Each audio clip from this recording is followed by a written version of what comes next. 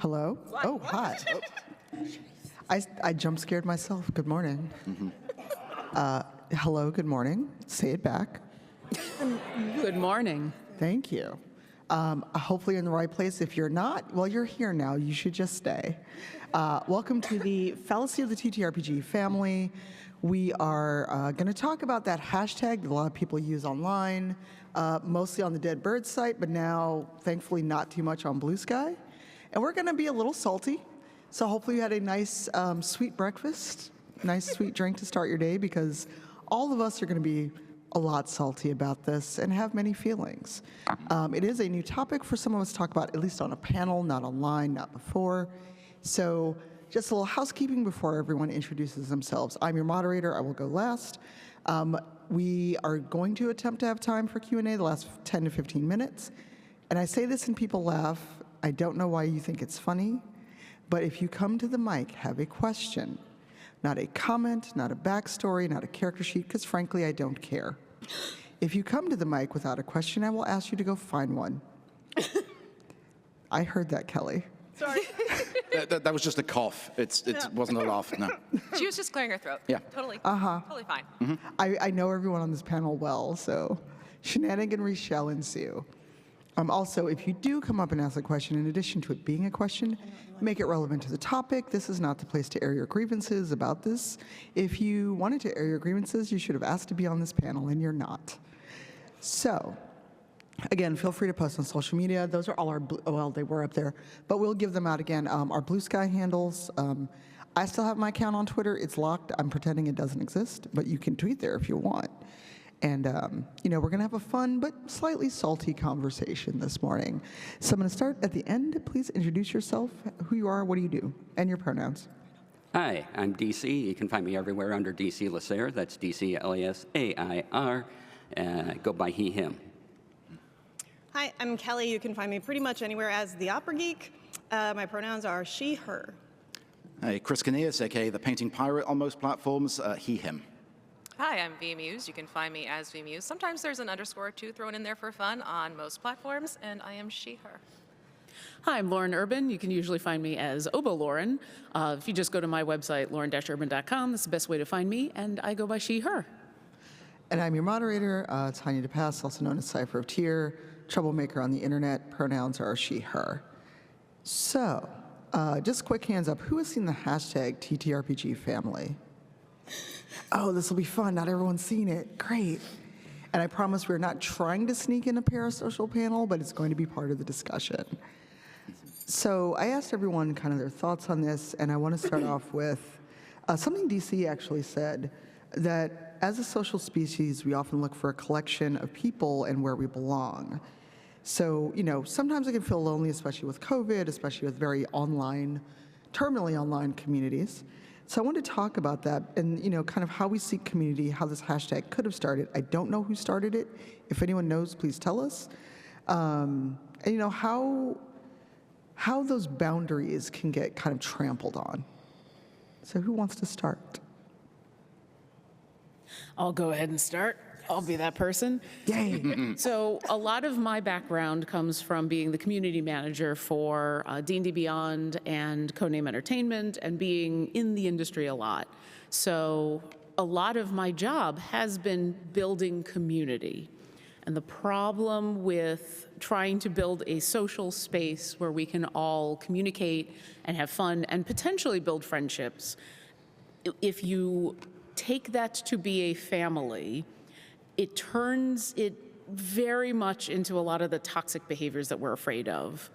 And people often use the term family in a community when they're looking to get something from you. So a lot of the times in the communities that I've managed in the past, it can be splitting hairs, but it's very important to remind people that you don't necessarily know the other person on the other end of the name. And a lot of us still use names that are not real names, that are, pseudonyms.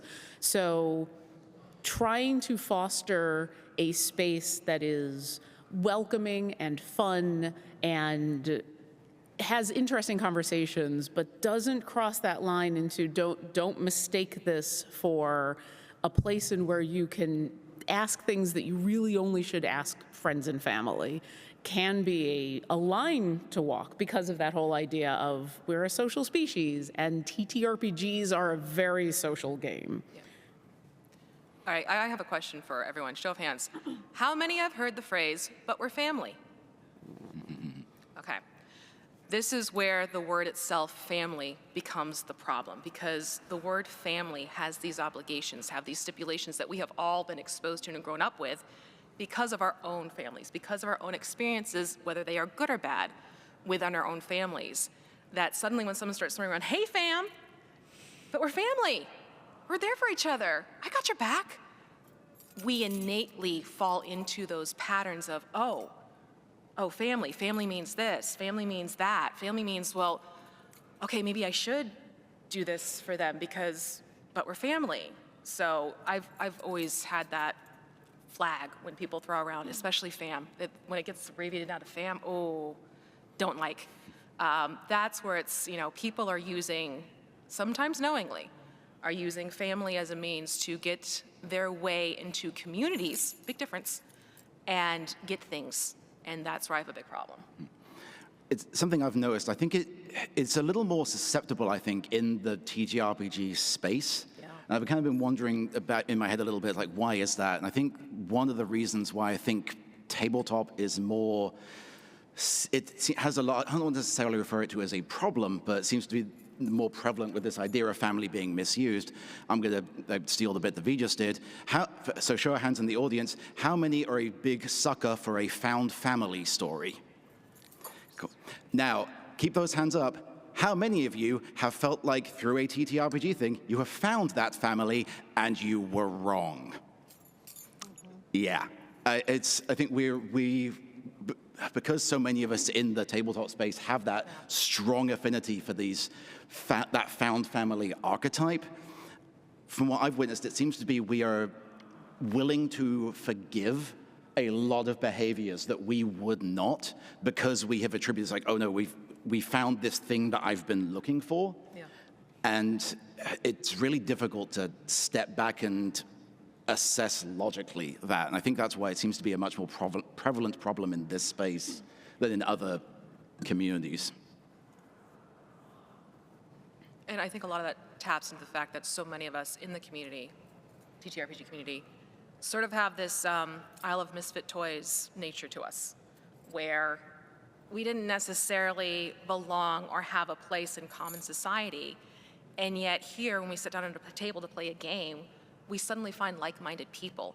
And by nature, you're going to want to connect more with these individuals. You're going to want to talk more. You're going to share more of yourself with these people, especially if you're spending 2, 3, 5 hours together once a week.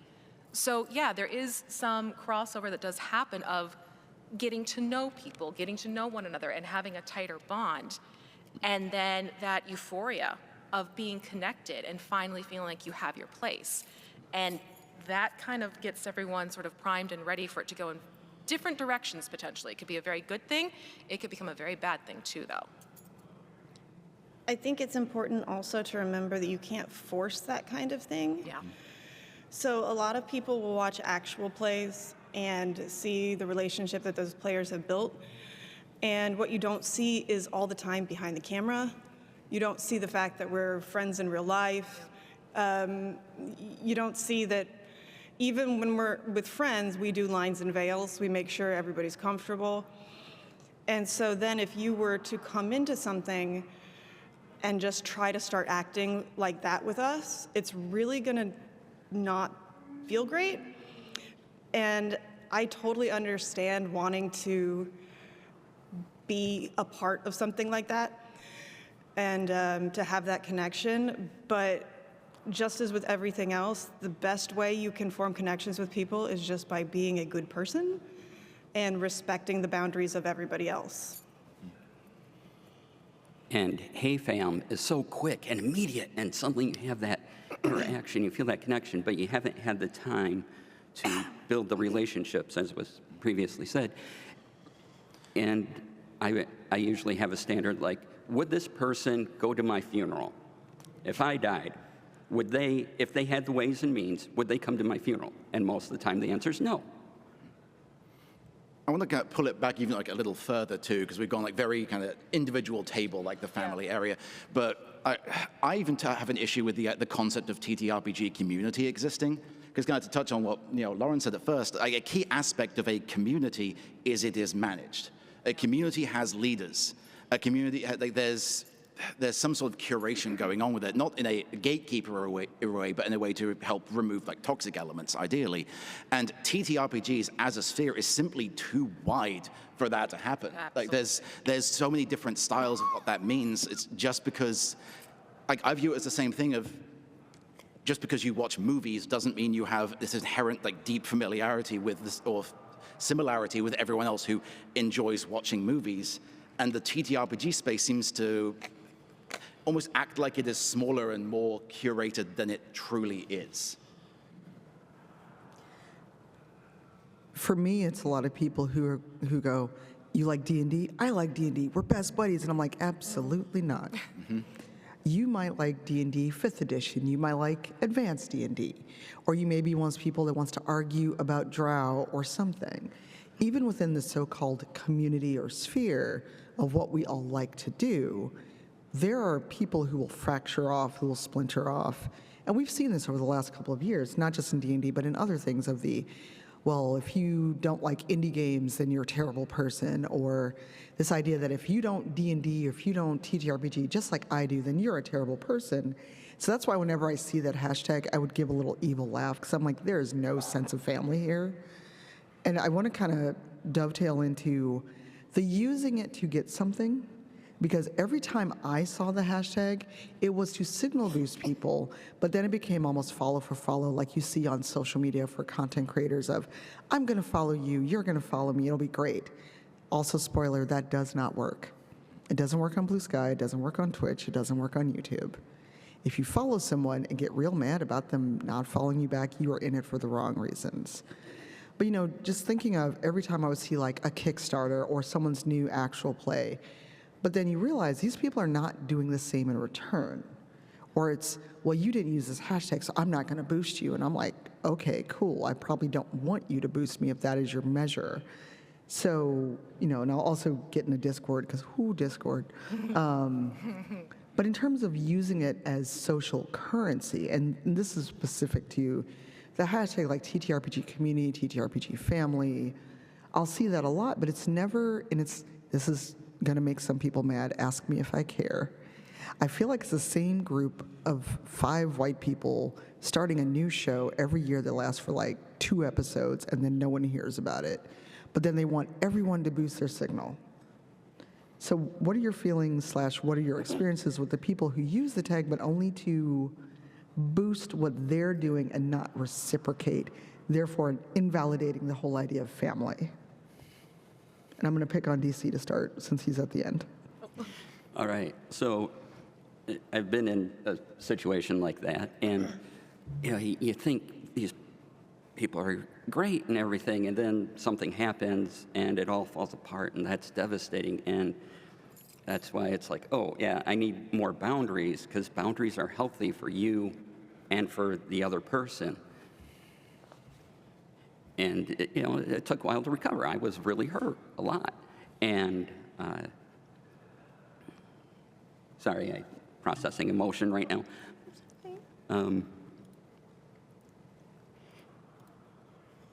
And yeah, it was just realizing where those boundaries are and how I should proceed further. It was a learning experience, basically. And it was tough, but you go on, and it was, like, kind of that found family thing, and that doesn't necessarily work with us. Sure, you'll become friends with people, but there's a whole swath of people out there that you may just say hi to, and that's it. And that's fine. There's nothing wrong with that. Yeah, and I think, speaking from my personal experience, and I'm sure from a lot of my friends' experience here, because we were kind of left on the outside and we didn't have that kind of feeling from other people. Some of us were lucky enough to have biological family that would be supportive. a lot don't. You know, so first off, the connotation of the word family means different things to a lot of different people. And also, like, I totally understand what DC was saying, where you just, it's almost that hint of quiet desperation, like, I want to belong to something. And you feel like you belong to something. But the problem is, you don't, it's kind of like a kindergartner giving themselves a gold star. You can't, like, it doesn't mean anything if you say, I'm in here, this is me, but you don't actually coordinate with anybody else. You don't boost other people. You know, you can't just do tit for tat all the time, and you're going to end up with people that feel like they gave you, you know, a boost up the ladder, and then you put your boot in their face. And that's a problem.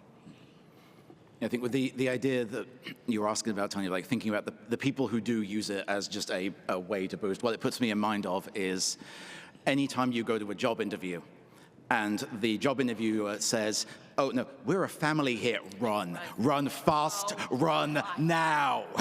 That's a terrible, like, that's going to be a toxic work environment, because to them, like, family is, oh, no, you just help, and you help without expectation of compensation.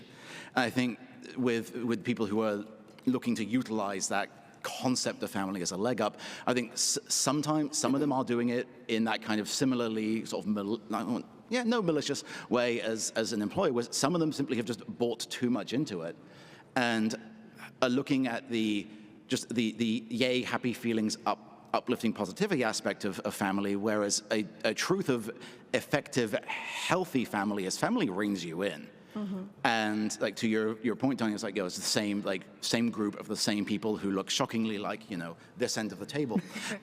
Who I mean, Chris, let's be honest, it's everyone but me. At this end of the table, yeah. Or but that end. No, point being, if you have a healthy family relationship, somebody should be asking you, so, okay, what's the unique thing you're bringing? Are you just doing the same thing everyone else is doing, but what's your hook? What's your thing that you're bringing to the table that nobody else has really done yet? And if you have that healthy family relationship, somebody's going to be there asking you that. But it's unfortunately far too common that people don't and just expect, family is work. Yeah. People want the benefit of family without putting any of that work in. Yeah. From my perspective, it's honestly heartbreaking seeing individuals using this TRPG family as a means to, quite frankly, manipulate and get things that they want. Because I know out there are individuals who have somehow connected to this person using this hashtag, who are investing so much into trying to help, trying to be a good person, trying to prove that, yes, they do care about this individual and they want to make sure they're going to be okay, that they are being used to the point that they're going to be used to a very hard lesson. And when you see that happening and it's coming, it truly, it's the maternal instinct in me coming out, but I so want a mama bear and protect and be like, no, you do not have to give so much of yourself that you lose yourself to this individual, because guess what? They are truly a taker, and all they are going to do is keep taking because you are such a great giver, which is not a bad thing, but my God, please protect yourself. Don't set yourself on fire to keep someone else warm, people. God, no. Bringing together a lot of what everybody has said, a lot of my experience with this hashtag has been people looking for something. And a lot of the time they're very obvious about it, because oftentimes people think they're being sly or sneaky when they're being needy. But then there are some people, like V was talking about, who they are just looking for that connection. And for a lot of the reasons that we've already discussed, the TTRPG community, the group of people who are fans of this kind of genre of entertainment, are very susceptible to that, because there's not much other entertainment out there in where you get to see the person as much as the character.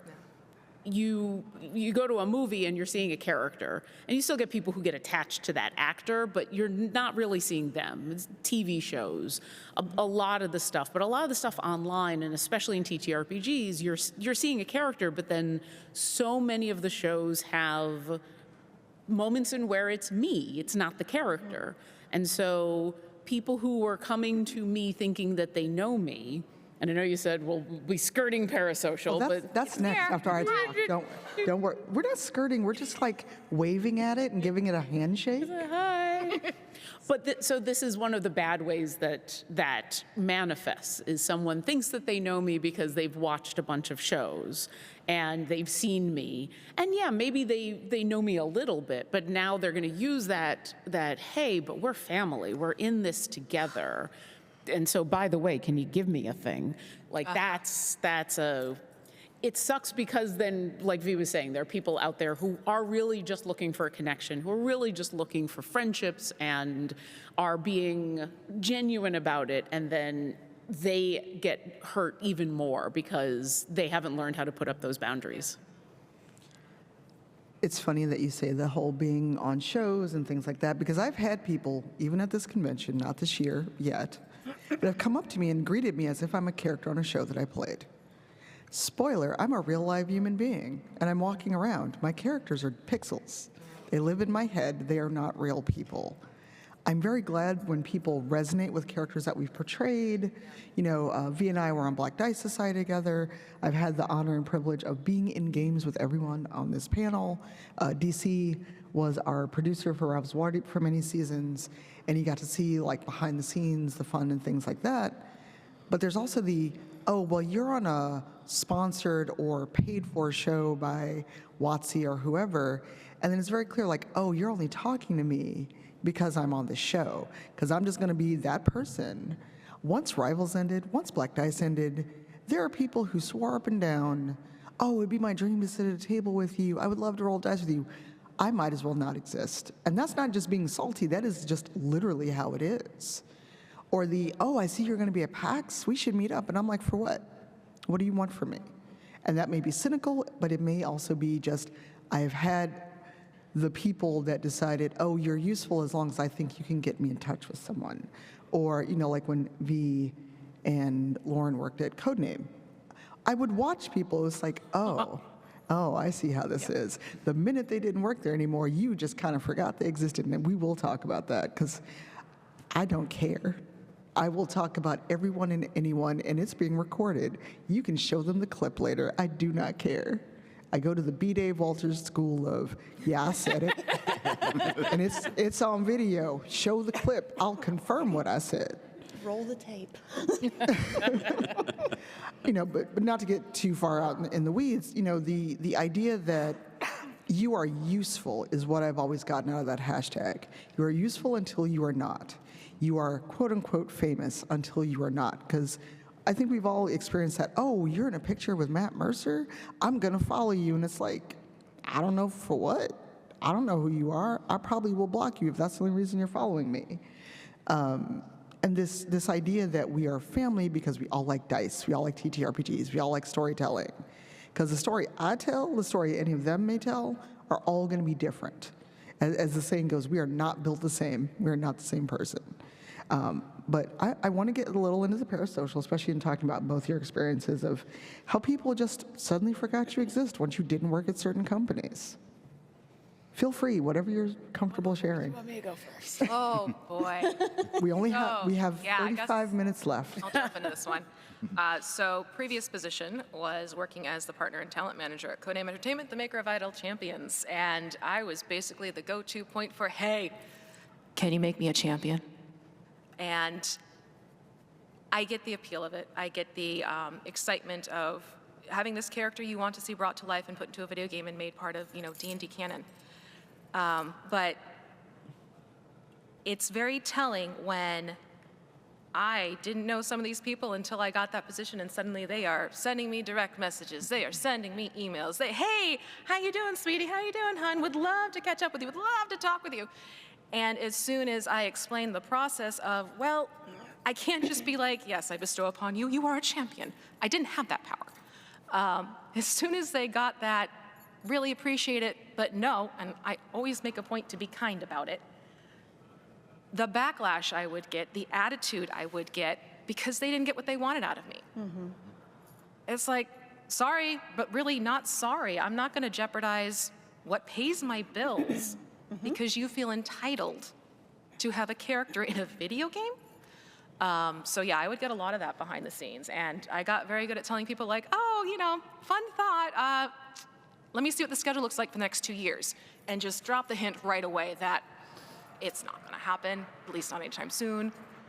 But it was very telling, the people who would show up and then quickly ghost. But I've been on a show for like a year and a half, and we've had 3 shows in a year and a half, and so my character's perfect for your game, right? Honey, you think I haven't been in shows myself? Yeah. And that's where that family comes on in. But we're a family because we all stream together, and yeah. Yeah. I'll talk about my D&D Beyond experience, because what V talked about for Codename was a lot of what I had to deal with a little bit. She dealt with that a lot. Mine was more of, because a lot of the joy of that position was being able to reach out to people and get them stuff for charity games, help them do cool things in the space. And then when I didn't have the resources to do that anymore, because I wasn't working at that job anymore, the people who were very quick to answer emails or very quick to, you know, shoot a message to me, who I would talk to on a semi-regular basis, who I considered at least acquaintances, never friends or, you know, definitely not family, but at least people who I've worked with these people, we've done stuff together, and no one wanted to respond. No one was interested. No one was asking for things because they knew they couldn't get it. And so what was the point of contacting me if all they were going to get was me, and they weren't going to get the legendary bundle from D&D Beyond? And it's a hard thing to deal with, even though I kind of knew it was going to happen. And I was very lucky to be able to move to another job and where I had stuff that I was doing. That's a difficult thing. And it's a difficult thing when people are trying to tell you, but we're a family. And then suddenly, because you have what they see as nothing monetarily to offer that family, you're not family anymore. Yeah. And like the whole attitude, I thought you had my back, Yeah. thrown at me. It's like, what? Like, I'm the one under obligation here for you? And the anger they toss in our direction, quite frankly, was just mind-boggling. And I want to make sure that the other folks on the panel get in this, because even though like we don't work at companies directly tied to TTRPGs, we've all had that kind of, oh, well, I see you know so-and-so, or, you know, I see that you were on this thing, and then they want to get in. Like, because the number of people that have said, oh, I'd love to be on a show, or I'd love to do something, if I've mentioned I had a wild hair about doing one thing, suddenly everyone's my friend again. And then when I go, well, this was not an open call, this was me just throwing an open idea out. You know, what have been your experiences with but I thought we were buddies, I thought we were friends, and why can't I be at a table with you? I mean, I can also talk for hours about this, but I would like other people on the panel to talk. So for me, it's not so much having that direct experience as the sad aspect of protecting from that, meaning there's a lot of stuff I hold back from putting out. Like, to use the specific example, like there's a lot of stuff that, you know, would bring joy, like, sure, this is a cool memory I want to share out on like various social platforms, but I don't specifically to avoid that. Like, Tanya, you know where I'm going with this. You know, Tanya visited me out in LA when Crit Roll did the Candela Obscura live show. We were out there getting breakfast with, you know, little known name in the industry, Matt Mercer. And that's, you know, it was, you know, cool memory. I was like, hey, friends. I never put that anywhere online because I know exactly what would happen the moment I did. And it's sad that you have to protect yourself with that from the entitlement of, I mean, honestly, the more the conversation has gone, I'm like, you know what, maybe family is the appropriate term, but that's more like that says a little more about my relationship with that term than is probably relevant. That's a whole suitcase. Yeah, that's, So we're not gonna turn this into a group therapy session, we ain't got time for that, but that's, yeah, Dr. B is not here. We can't do that this year. yeah. But yeah, it's sad that because that we know, and I've seen it happen to so many people who are friends and who I do think are members of that like smaller, who I do think of as family, many of whom are on the stage right now, who have that designation for me, but like, I don't share memories with those people because they are better known than me, and I know that that's going to crawl the parasites out the woodwork, and we're like, oh, you know this person's like, nope. And I resent having to have those walls up because I know in some situations it holds off what could then come to be actual like fruitful and positive relationships. But I hate having that paranoia, and I wish it wasn't there, but I don't know what the answer to that is, other than people stop being weird, but you know, that's gonna happen. Yeah, like, not just in tabletop, but for instance, like, I'm the opera geek because I'm a professional opera singer. One of the things that you do when you're a performer, which I know everybody here understands, is you find something in the character that is similar to you so that there's always a little something of you in a character. But what I would like everybody here to think about is, think about what you present to the public, and then think about all the other things. If they just said, you know what, I want you to put everything you experienced online for everybody to see. I want everything under a microscope. It's just not great. And the thing that's important for me personally is the fact that when you love someone, which in that case I'm talking about close friends, like people on this stage with me, when you care about someone, one of your jobs is to tell them you're being an ass. Yep. You know, tell them that they're crossing a line. And I mean, I had that experience. I ended up having to take down the picture from last year because I get a picture with Matt and they're like, all of a sudden, DMs. Hey, do you think you can introduce them to me? Can you do that? No. And so you then have to hide friendships. You have to hide experiences. And that's not fair to anybody. You know, because you're taking away a little bit of the joy, and after a while, when enough of that joy gets chipped away, there's nothing left. And then you just don't want to do anything. And you're cynical, and you think everybody is out to get something from you. And once that happens, you have no more joy in this. Because, I mean, we all started doing this because we loved it. Oh, yeah. We loved it. And then it becomes a job sometimes. And then you get the people that say, well, you're just playing a game. It's just fun. No, you have to understand that not everybody you see is comfortable sharing certain parts of their life, you know? And sidebar, things that happen to a character in a game are not things that have happened to the person in real life, and vice versa. That's something that a lot of people need to remember. Communication and friendship take time to build. It's not going to be an instant thing. So we're talking about introductions and everything, and I had this opportunity just last night to be introduced to someone. But I had already been talking to this other person for a year or more, and we had a good rapport. And I'm like, oh, hey, my good friend here, can we have an introduction, meet each other in 3D? And he said, sure. And that was a healthy way to do that.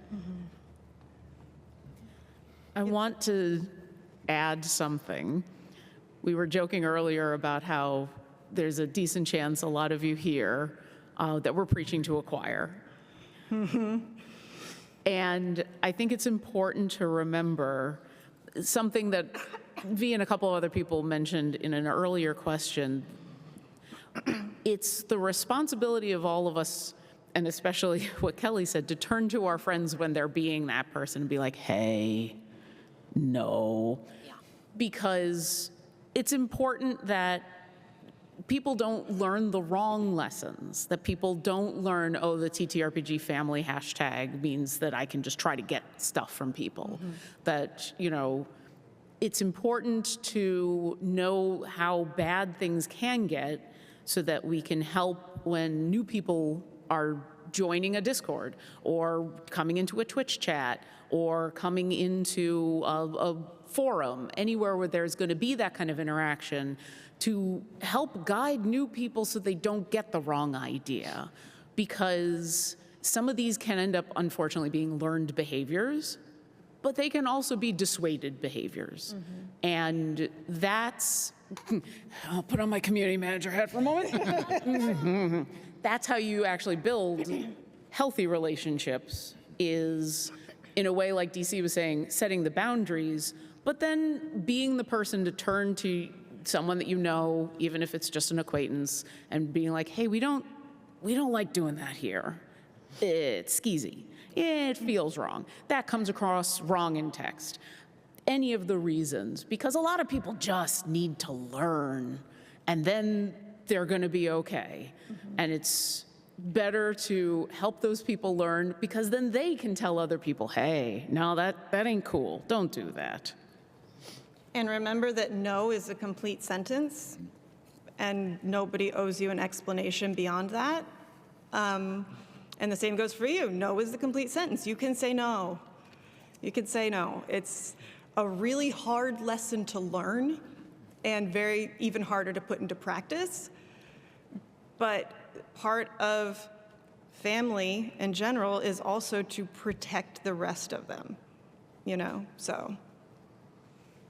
And for me, I mean, I know everyone on this panel pretty well. There's a few friends in the audience who know me well. They know that I'm not like a demonstrative person.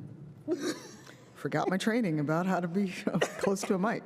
And I'm not like a super emotive person, and definitely not a huggy person. However, everyone on this panel, and a select few of you in the audience, know that if I see you, I'm going to go give you the biggest hug I can, because I don't get to see you, because I care about you. Because, to be a little mushy on Maine, I love these people, and they're very important to me. And also, I trust them. And that's the thing that we haven't talked about yet. A lot of this requires trust, both at the table, online, because as we all know, you all in the audience play games, run games, write games. Trust is needed at the table. It's a requirement, because unintentionally, a lot of us have had very emotional moments, both either at the table or meeting someone who portrayed a character that meant a lot to them.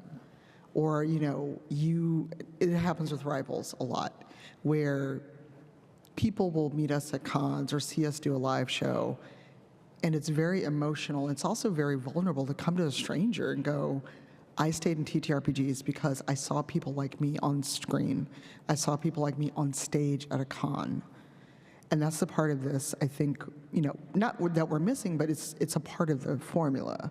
Because if I only know you as a screen name, if I don't know you and I've never interacted with you, or we don't interact in a certain way, I don't trust you. I don't know you. I'm going to tell on whoever it was, but someone came up to a friend of mine and thought they were Latia. My friend and Latia look literally nothing alike. So that's a break of trust. That is a break of, you want to collaborate with me, but you don't even know what I actually look like. I don't know if Latia's in here. I can't see anything. Latia and I have been standing literally next to each other before she was on Rivals, and they have talked to her as if she was me. I'm short. I'm light-skinned. At the time, I was much, much heavier than Latia. And these people are just talking to us, and the killer of it is, we were wearing name tags. Oh, you all think it's funny. Wait till it happens to you. Oh, wait, it won't happen to a lot of you. Because, again, the family and the people who will message and want something out of the blue because, oh, you're going to be at PAX? Can we get a coffee meeting? Can we do whatever? No. Because I'm not your family. I will tell people real quick, I'm an only child and both my parents are gone. You have to earn that. Yeah, I mean, quite frankly, we need to scope out the terminology we use. Oh, yeah. You have contacts, you have colleagues, you have friends, you have acquaintances, you have found family. That does exist, okay? I'm not saying, nor are any of us saying, the concept of a found family is not a thing. It truly is. But that is something that is created and nurtured and cared for outside of the dang sphere, okay? But because this knee-jerk reaction to, hey fam, all these connections that we have, it's blurred far too many lines and it's confused way too many people. And it's opened up others to be opportunists in this particular sphere to use that to their advantage too, which then is also a break of trust. Anyone else have thoughts on trust? Yeah, I think it's interesting because it seems like it's almost an all or nothing thing, Yeah. right? Like you're either like the super tight, close family or you don't know each other. And that's just not the way reality works. And things drift and change over time, and that's normal and natural and something to be encouraged. Like, the spheres, like you were saying, like the close family, the friends, the acquaintances, those like integral, like those, like it's almost like this solar system, like branching out this radius of it. And people will occasionally move back and forth between those layers, and that's natural and healthy. Like somebody could have been in that like innermost close circle, and they've maybe drifted out to just the friends one, and that's okay, because that's maybe made more room for somebody in that inner circle for a little while, and that's good. Like you foster that relationship in a different way.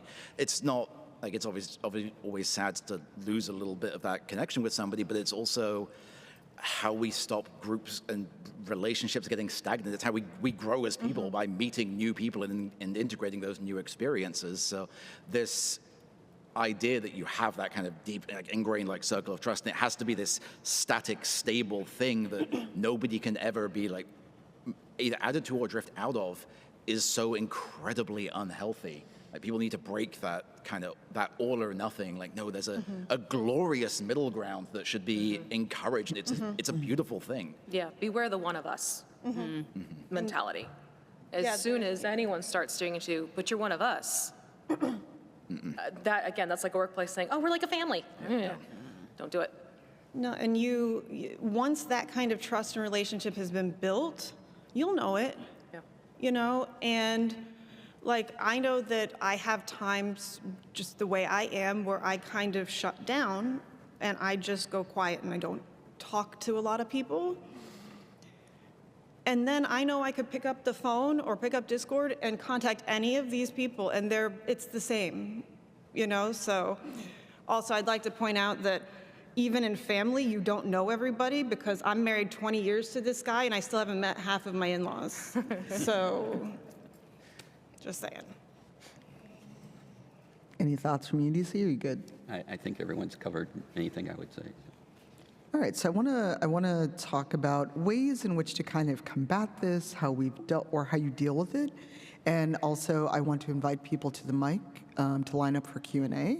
Have a question, have it be relevant, or I will tell you to go look for a question. And I'm using my customer service voice. So please, I invite you to the mic. This is not like church. I'm not calling you to the altar, but please have a question. And I think insofar as ways to combat it, I think like Lauren already nailed it. It's like what's the word I'm looking for here? Embody those behaviors, like represent those behaviors, like show people those positive ways to handle those relationships. Call people in when it's like like you said, the irony of a panel like this is most of the people in the audience probably are not the people who need to hear it the most. It's similar where we run the parasocial panels, but you could, like, if you take anything away from that, I think it's that example of this is how you should behave. This is a way that maintain that positively, and people see that and then respond to that. It's one of the inherent aspects of things online. Like it's the negativity that gets the most traction. So it can be work to be that positive force that people should look to be more like, but it is important to try to be. It's thankless and often quiet, but people see it and it's more appreciated than I think people think. I'll be a community manager for a moment again. If you're in a Discord, on a Twitch chat, in a space that does have moderation, that does have people who are moderating the community, you can just model the behavior, and that behavior often includes giving very clear respect and thanks to the moderators, because you don't necessarily have to be the person who does the uncomfortable thing. That's not your job, and if you're not comfortable doing it, you shouldn't need to.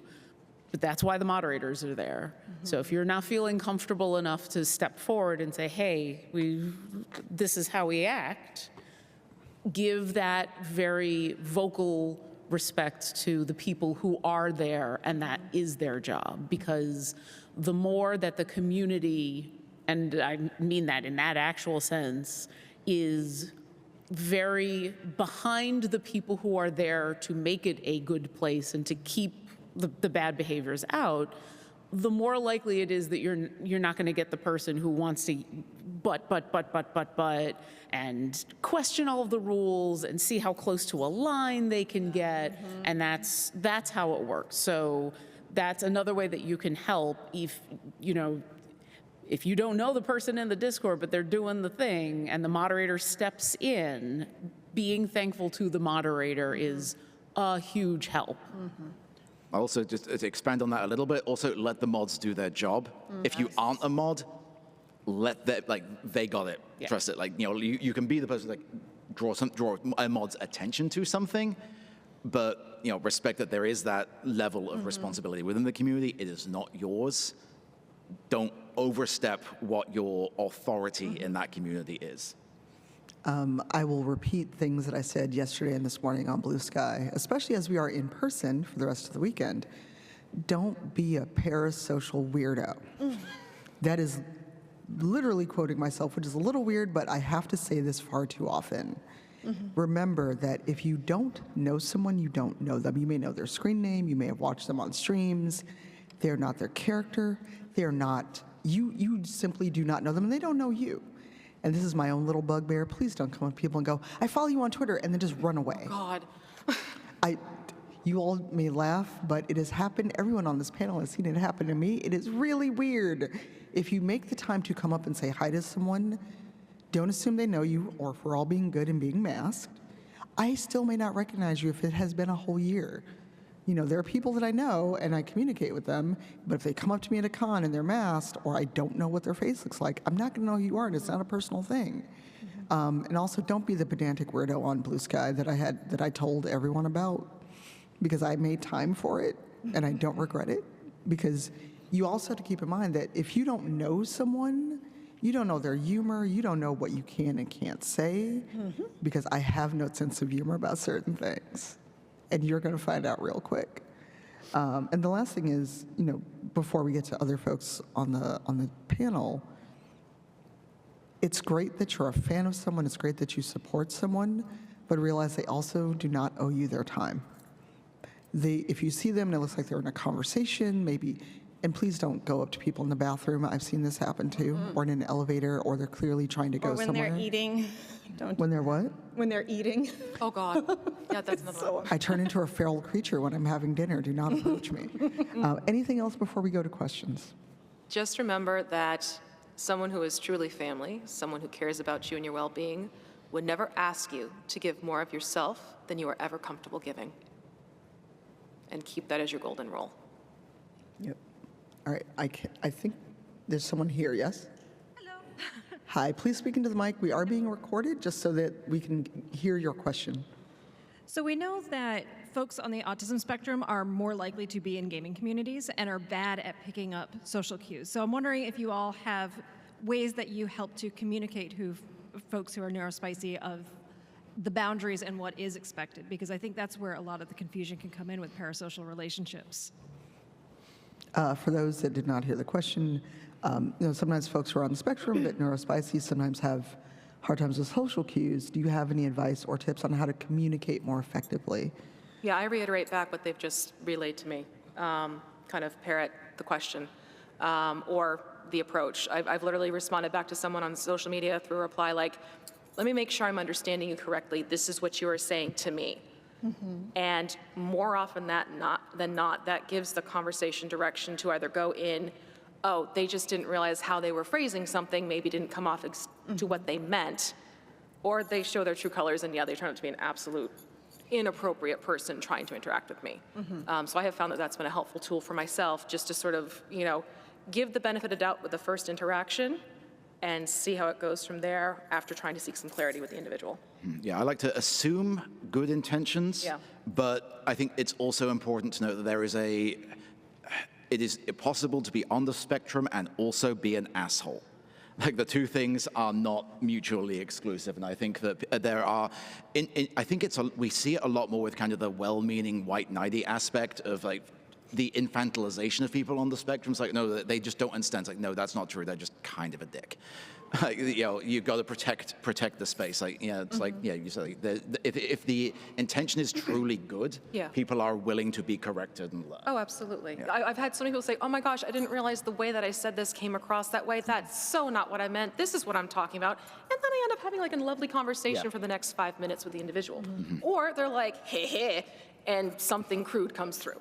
So they show their true colors pretty quickly. If it's intentional, it's there. If it was unintentional and you work to communicate concept, you find the better direction. There's always a difference between awkward and worrying. Yeah. And yeah, absolutely.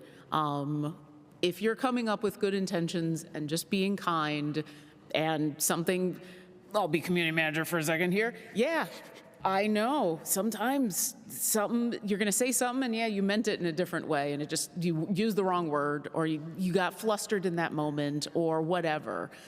The intention behind it helps a lot, and we can usually tell the difference between well-meaning, awkward, and, oh, I'm going to walk away now. Yeah.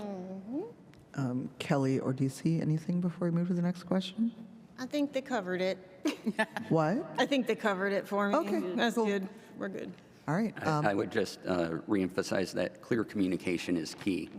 If you say something and someone asks, you know, this doesn't make sense or this seems weird to me, and, you know, please reply to that and let us know so we can build a relationship more with you. And as with everything we say, friendship and all these things we're talking about take time. If we haven't taken time, we don't have a relationship. And also remember that a lot of us are quite neurospicy. That is a thing that is. So we also will say things sometimes that it doesn't come out properly, but it also means we might not process what you say. So if somebody does what V says and restates your statement to you and asks for clarification, not rudeness, it's to clarify the situation.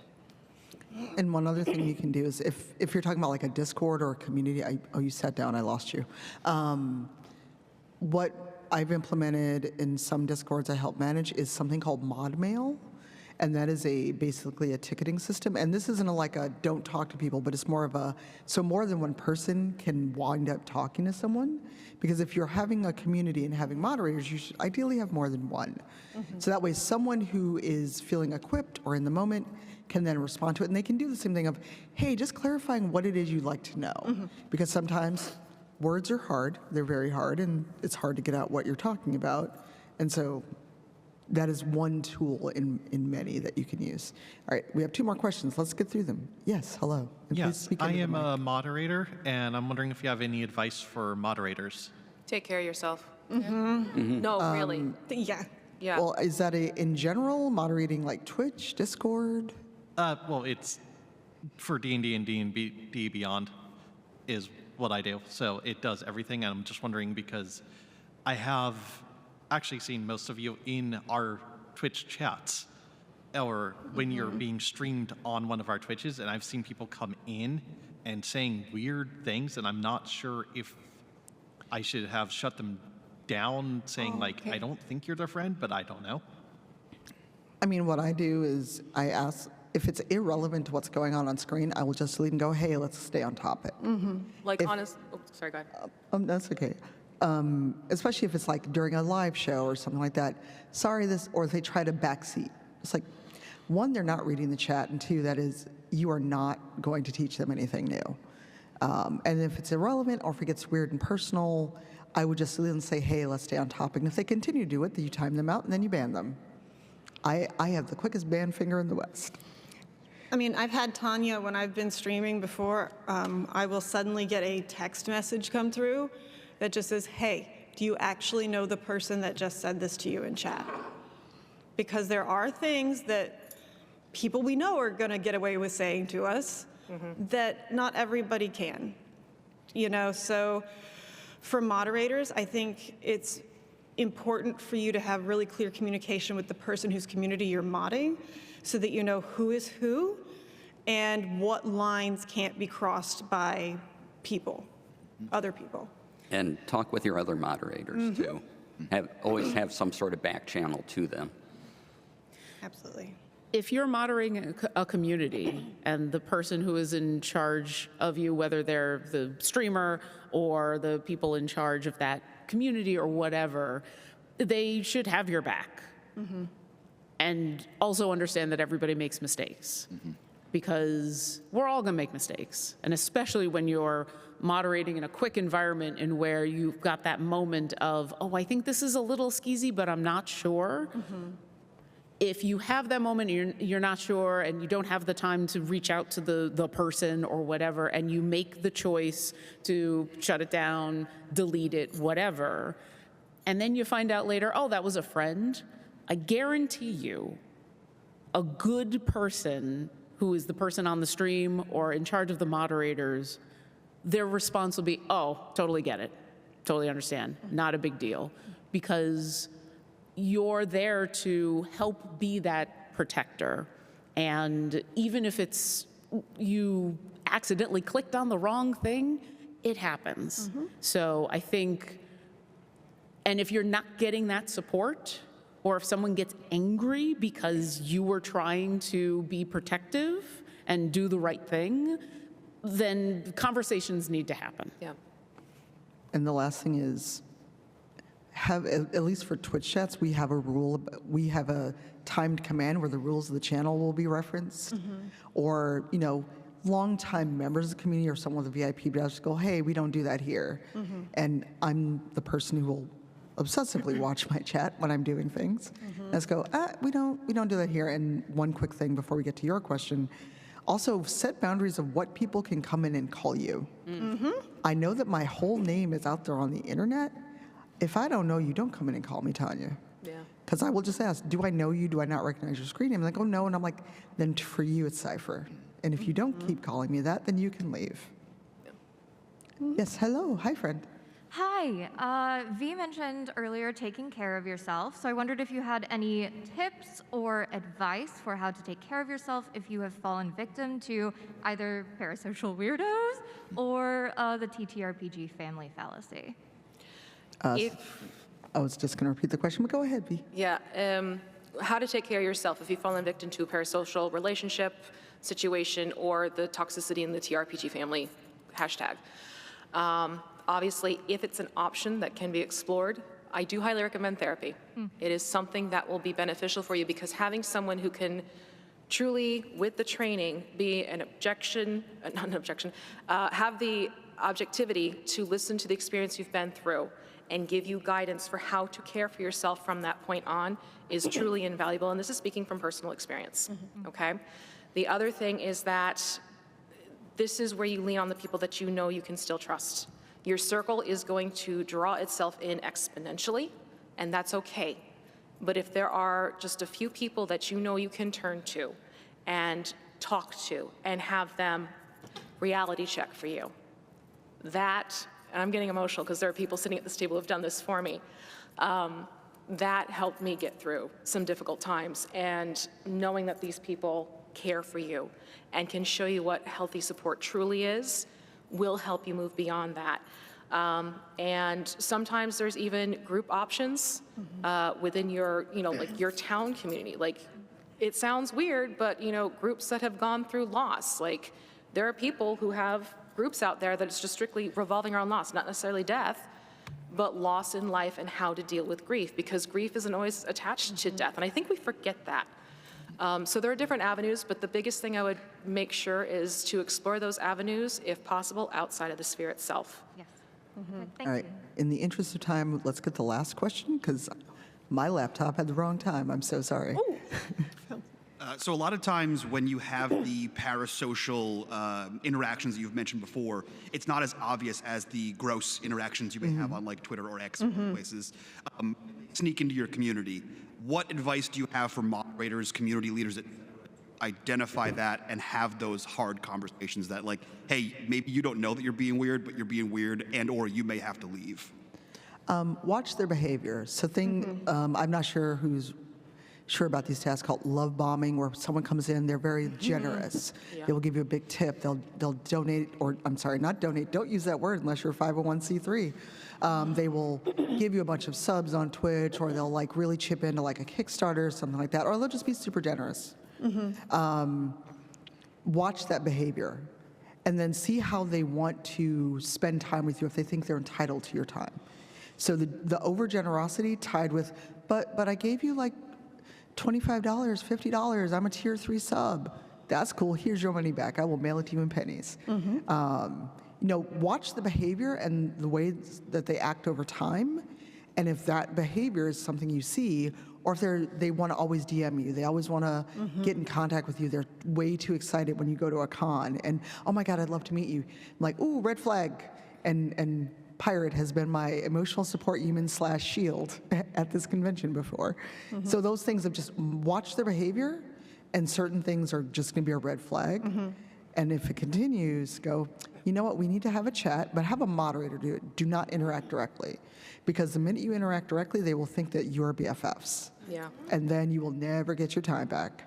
But I did get the note that we are at time, so very quickly, if you're doing anything else at the con, what are you doing? DC, we'll start with you, and then we're going to get out of here for the next panel.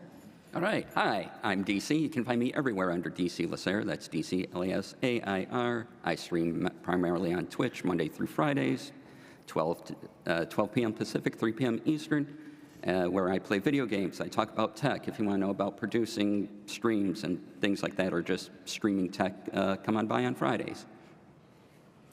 Hi, I'm Kelly, again, mostly known as TheOperaGeek. You can find me as TheOperaGeek pretty much everywhere fine beverages are sold, except for YouTube, because someone got it first. But if you search it up, it'll still come up.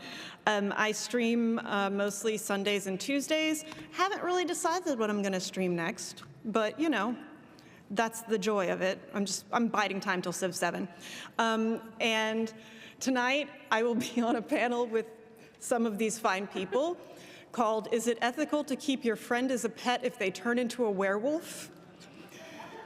And other queries. I highly recommend what my husband likes to reaffirm as started as a rather drunken conversation last summer. Oh, boy. Hi, Chris Caneas, Painting Pirate, wherever terrible beverages are sold. Usually stream Mondays, Thursdays, Saturdays over on Twitch, Painting Pirate. You can find all the links at paintingpirate.com. I'm going to actively encourage everyone to swing by this month especially, because I am doing a large fundraiser for the National Children's Alliance, a fabulous, fabulous advocacy charity. So please come by and check that out, and any help lifting that or donations will be greatly appreciated. I am VMuse. You can find me as VMuse across social media. Sometimes there might be an underscore thrown in there. You can find me doing various things behind the scenes lately. One of the things I'm having some fun with is later this evening, if you want to check out Faster Purple Worm. Just saying, some of those minis, I might have something to do with that. I'm also going to be doing an all-girls weekend for D&D in a Castle in March, and really looking forward to that one. So for our fun presenting folks, please, if you want to take a chance and take a look, it's going to hopefully be a really fun event. So just something to keep in mind. I'm Lauren Urban. You can find all the cool stuff that I think is cool on my website, lauren-urban.com. Just go to the front page. You'll find links and everything. I'm also on that amazingly named panel that Kelly was talking about. Is it ethical to keep your friend as a pet if they turn into a werewolf, and all the other queries? This is it. I'm only doing one panel. I'm going to go roam around and be a chaos goblin. I've been your moderator, Cypheroftyr. That's everyone's handles. Please follow on Blue Sky. Don't be a weirdo, because I will block you and then talk about you. Thank you so much for coming by. Please hang out for the next panel. Have a good PAX.